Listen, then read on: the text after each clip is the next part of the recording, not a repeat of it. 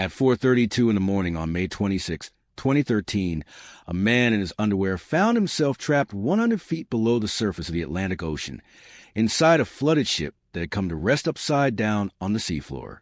He was 29 years old. He had been using the bathroom when it happened, and there was something in the darkness with him. Something he could hear but not see, something that made a sound he would later struggle to describe without his voice breaking. Before we go any further, let us know in the comments where you're watching from, and don't forget to subscribe so you never miss what comes next. Marcus Chen had worked as a cook on tugboats for nearly 6 years. It was steady work, the kind that let him send money home to his wife Rachel every 2 weeks like clockwork. The vessel he served on that spring was called the Pelican 7, a 90-foot tugboat contracted by an oil company to help stabilize tankers at offshore platforms about 20 miles off the Louisiana coast. The crew was small, just 12 men, and Marcus knew most of them well enough to remember their coffee preferences and whether they liked their eggs scrambled or fried. There was Captain Victor, a Ukrainian with 30 years at sea. There were the 4 cadets from the Maritime Academy, fresh-faced and eager. There was Samuel, the first engineer, who had twin daughters and talked about them constantly. Marcus had taken a job as a last-minute replacement for another cook who had fallen ill. His shift was supposed to end in 3 days. He had been counting. That Sunday morning began the way most mornings began on the Pelican 7. Marcus woke in his bunk around 4:15, said a quiet prayer the way his grandmother had taught him, and made his way through the narrow corridors toward the crew bathroom. The ocean was rougher than usual. He could feel the tugboat rolling beneath his feet, hear the groan of metal and the slap of waves against the hull. This was normal. Rough seas were part of the work.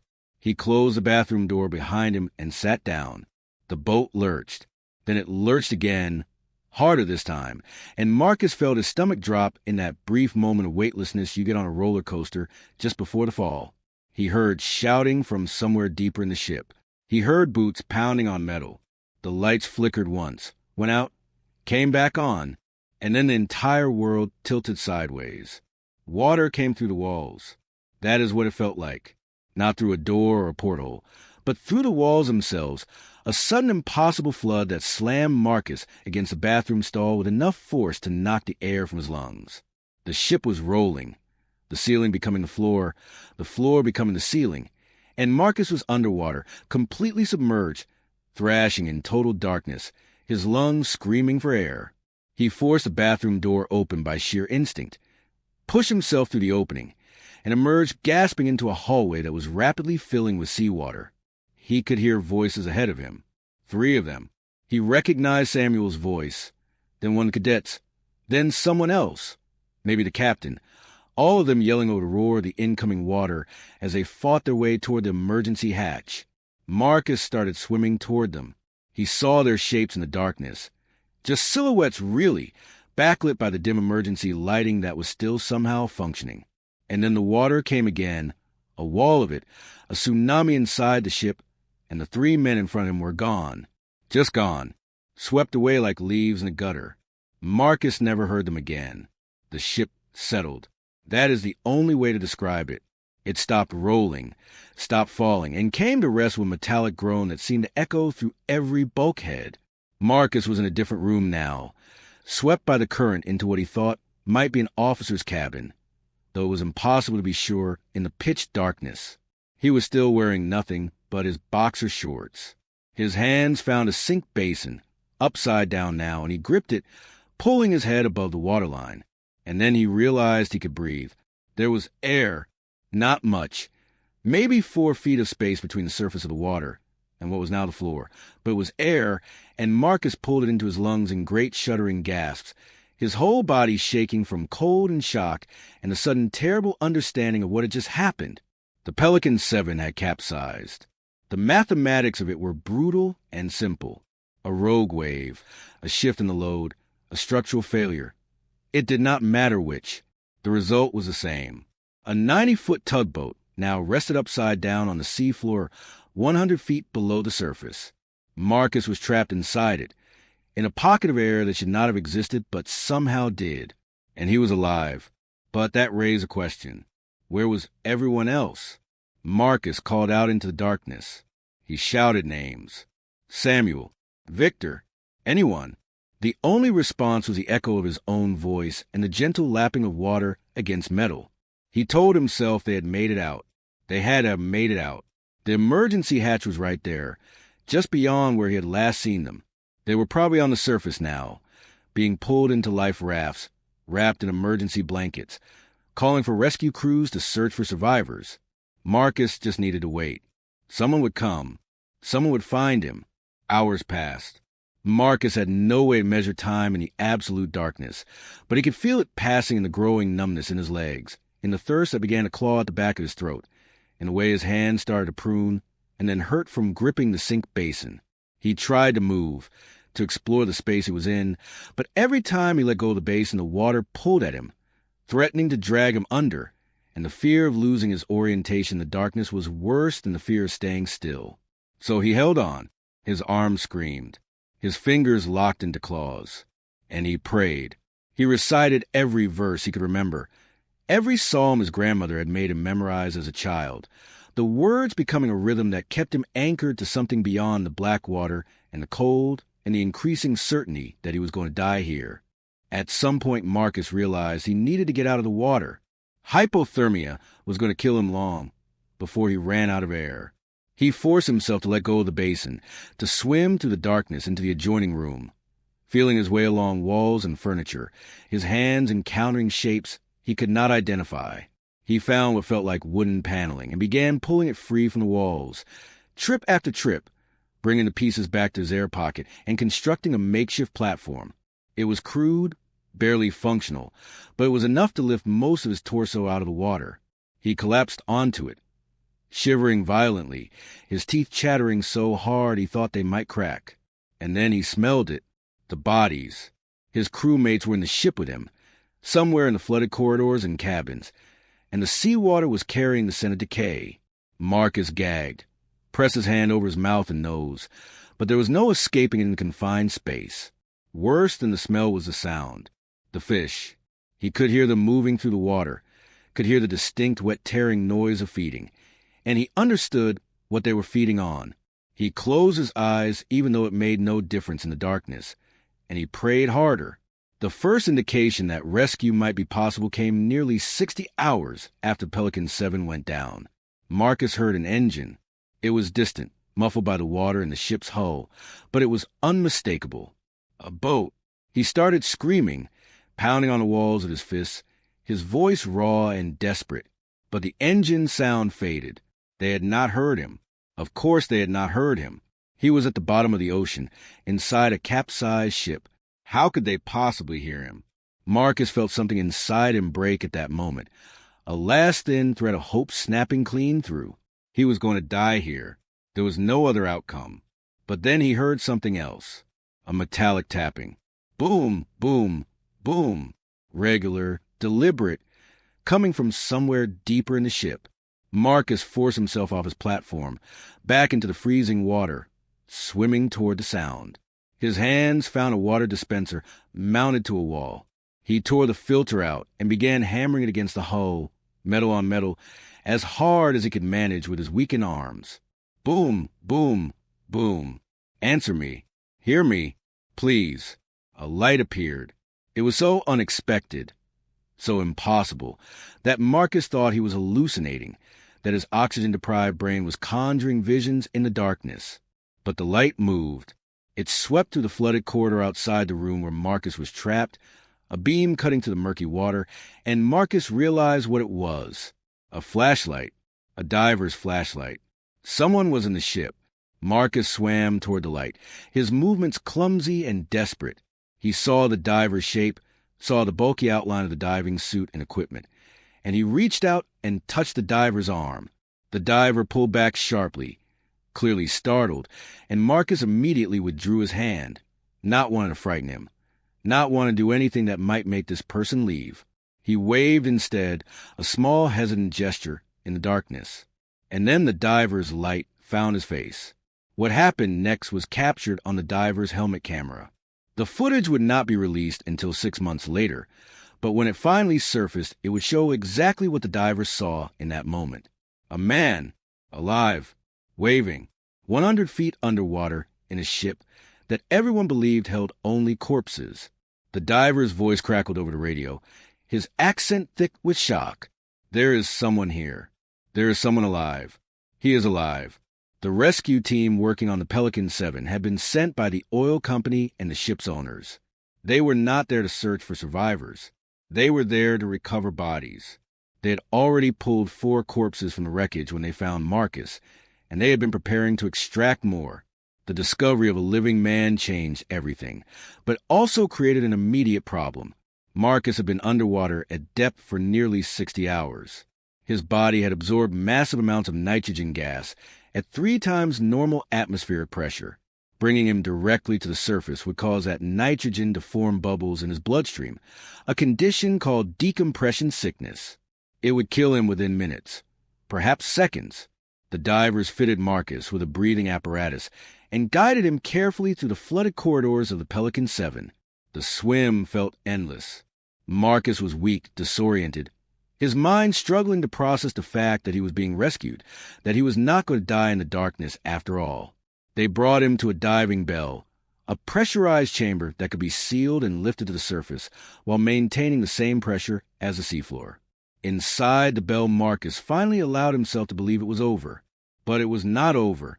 He spent 2 full days in the decompression chamber, the pressure being reduced incrementally, slowly, giving his body time to safely release the nitrogen that had saturated his tissues. When Marcus finally emerged, when he was finally able to stand on solid ground and breathe air that had not been compressed or filtered or rationed, the first thing he asked about was his crew. The answer came carefully, delivered by a company representative who clearly had experience with this kind of conversation. 10 bodies had been recovered. 1 crew member was still missing, presumably lost somewhere in the wreckage. Marcus was the only survivor. All of them were gone. Samuel with the twin daughters, Captain Victor, the 4 cadets, the men Marcus had seen swept away in the darkness, the voices he had heard calling out before the water silenced them. All gone. The official investigation into the sinking of the Pelican 7 concluded that a combination of heavy ocean swells and possible structural compromise led to the capsizing. The report was thorough, technical, filled with diagrams and calculations about wave heights and stability ratios. It explained exactly how the physics of the disaster unfolded. What it did not explain was why Marcus survived, how a 4-foot pocket of air remained intact at 100 feet depth, while the rest of the ship flooded. Why that specific room, that specific space, maintained breathable atmosphere for 60 hours when by all calculations it should have filled with water within minutes. The diving company project manager would later say that someone must have been looking after him. Others would attribute it to divine intervention, to answered prayers, to pure statistical probability in a universe that occasionally produces outcomes so unlikely they seem miraculous. Marcus himself would struggle to answer question. In interviews given months after his rescue, his voice would crack when he tried to describe those 60 hours.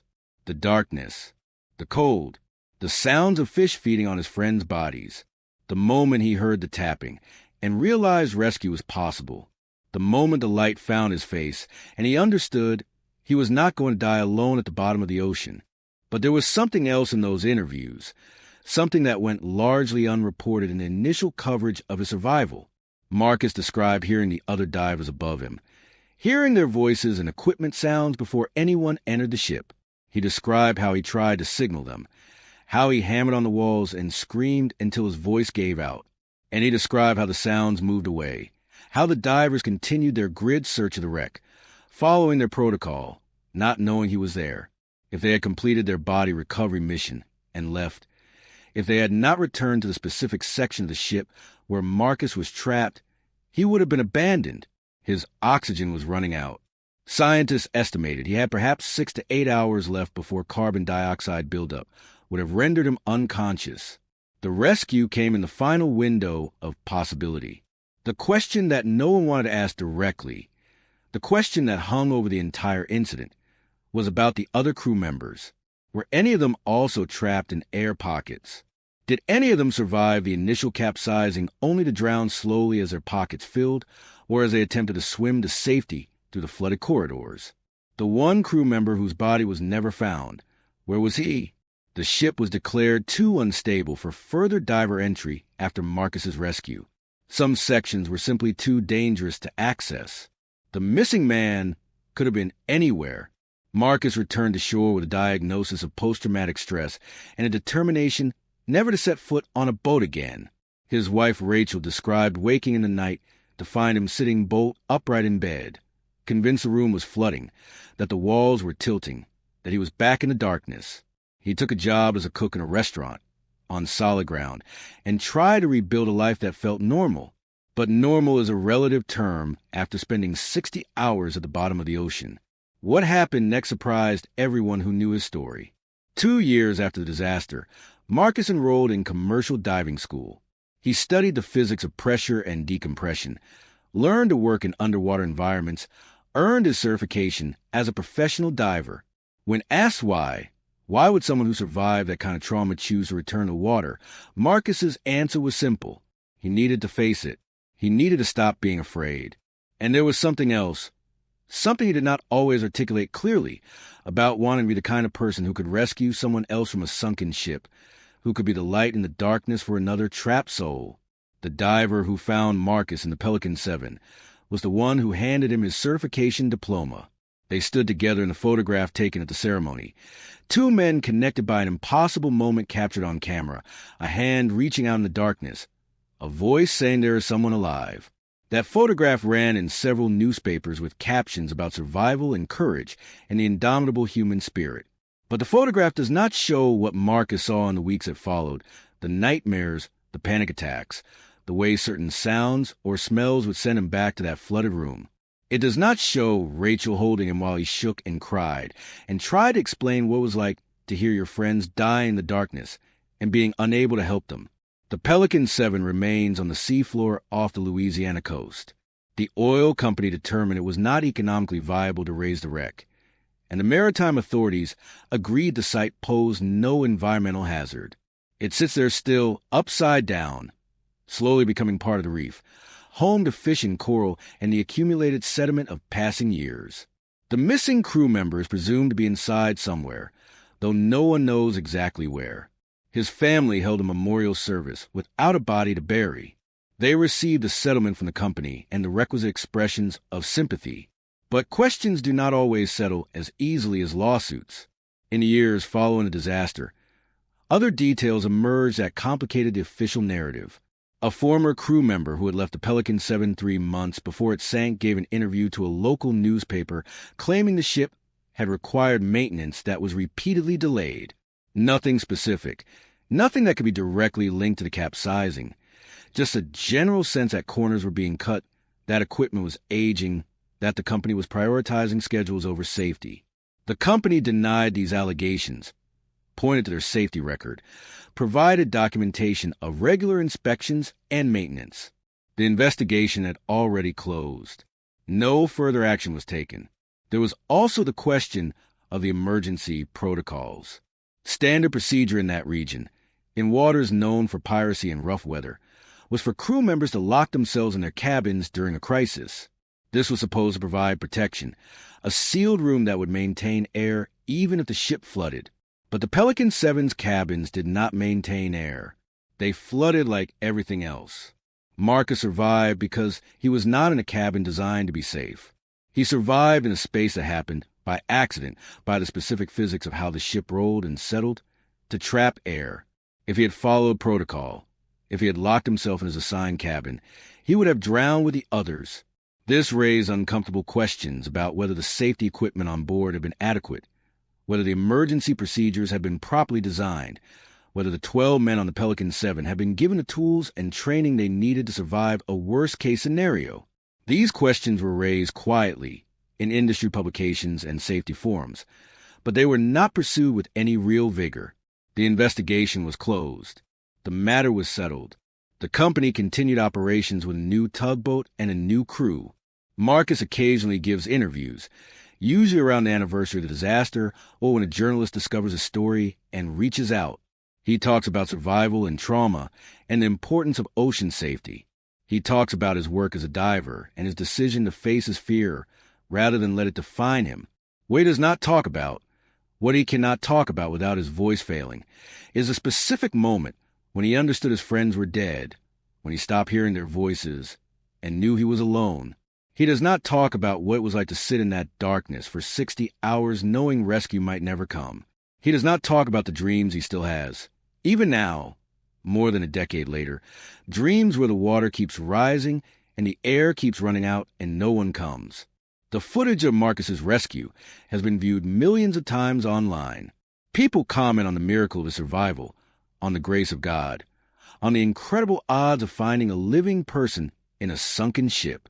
What they do not see in the grainy helmet camera video is what came after: the 2-day decompression, the survivor's guilt, the nightmares, the way Rachel would find him at 3 a.m. standing in the kitchen drinking water because he had dreamed he was dying of thirst, the way he would freeze at the sound of rushing water or heavy rain, the way he would sometimes, in moments he thought no one was watching, touch his tongue to his palm and wince, remembering the way the salt water had peeled the skin away. 11 men died when the Pelican 7 capsized. 1 man lived.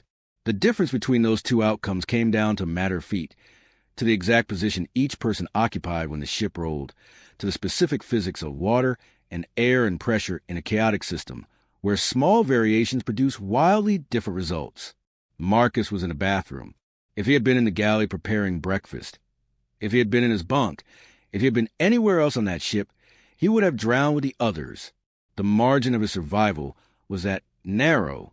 The question of why remains unanswered, not why the ship sank. That part has been explained and documented and filed in official reports. But why Marcus survived when no one else did? Why that specific air pocket maintained pressure? Why the divers returned to his section of the wreck? Why he lasted exactly long enough to be found? Some people find meaning in that kind of survival, find purpose, find proof of divine intervention or cosmic justice. Marcus seems less certain. In his most recent interview, done for a maritime safety documentary in 2024, he was asked if he thought there was a reason he survived. He paused for a long time before answering. Then he said he did not know. He said he thought about it every day, and he still did not know. He said the only thing he was certain of was that 11 good men went into the ocean that morning, and only 1 came back.